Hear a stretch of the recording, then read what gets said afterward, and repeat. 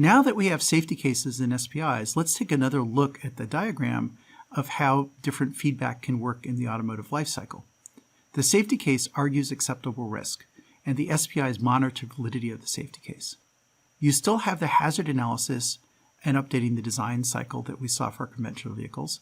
It makes perfect sense to mitigate all the hazards you can think of before you start operating, but we know there are going to be some hazards that either you didn't think of or that come into existence, they just evolve spontaneously in the real world after you release. During deployment, you're going to want a runtime safety monitor to help with runtime safety. Remember, with an autonomous vehicle, there's no human driver to mitigate risk if there's something you missed, so you want the runtime safety monitor. But just as importantly, you also want to use SPIs to feed back data to the safety case.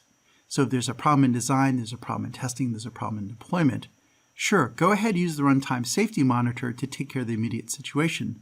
But just as importantly, realize your safety case missed something, your safety case had a defect in it, use the SPI data to go back, fix the safety case, and fix whatever needs to be fixed so that you don't have a problem the next time you encounter that situation.